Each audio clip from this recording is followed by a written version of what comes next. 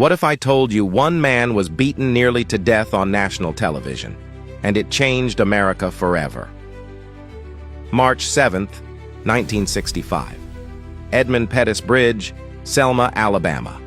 25-year-old John Lewis, chairman of the Student Nonviolent Coordinating Committee, stood at the head of 600 peaceful marchers.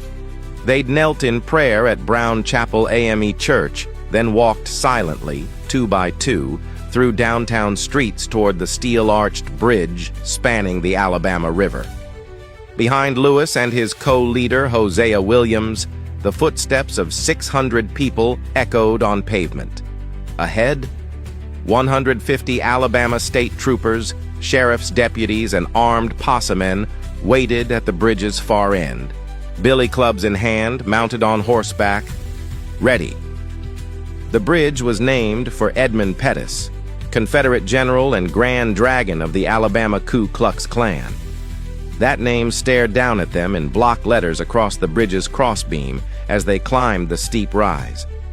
When Lewis reached the crest, 100 feet above the Alabama River, he saw the wall of white helmets blocking the highway below. According to court testimony given 10 days later, Major Cloud stepped forward with a bullhorn. "This is an unlawful assembly. You are ordered to disperse." Lewis stopped. The line stopped. 2-minute warning. Then Major Cloud's voice again. "Troopers, advance." 1 minute and 5 seconds after the warning, they attacked. Historical records from the National Archives document what happened next. State troopers wielding clubs, bullwhips, and tear gas descended on unarmed marchers. John Lewis was struck twice in the head with a billy club, once standing, once while attempting to rise. The blow fractured his skull. 58 people were hospitalized. 17 suffered severe injuries. The day became known as Bloody Sunday. But here's what made this different from every other beating, every other act of Southern terror. ABC interrupted their broadcast of Judgment at Nuremberg, a film about Nazi war crimes, to show footage of Alabama troopers beating peaceful American citizens on a bridge. 48 million people watched in real time as state-sanctioned violence played out on national television. Within days, congressmen compared Alabama to Nazi Germany on the House floor. Citizens flooded Congress with demands for action. Sympathizers staged sit-ins and traffic blockades in solidarity. The violence that white supremacists thought would break the movement instead broke the nation's indifference. 10 days later, federal judge Frank Johnson Jr. ruled marchers had a constitutional right to march.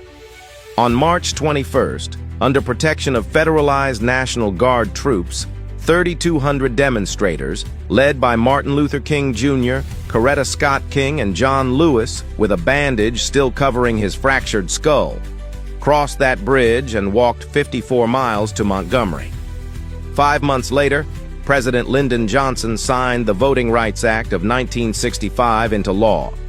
Lewis later said, "President Johnson signed that act, but it was written by the people of Selma." But Lewis didn't stop at Selma. 1987, elected to Congress representing Georgia's 5th District, serving 17 consecutive terms until his death in 2020. He became known as the conscience of Congress.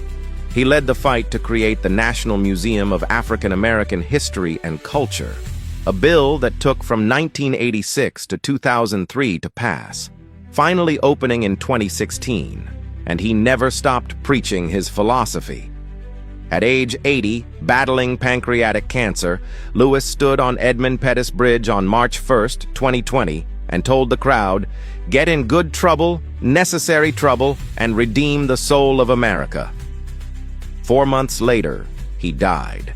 3 former presidents eulogized him.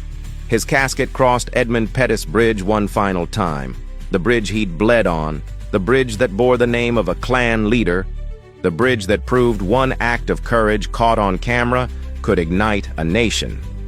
Here's the truth.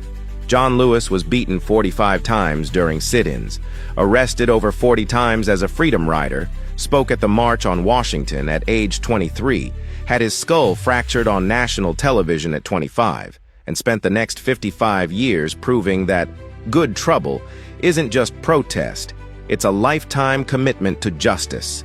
If this moved you, share it.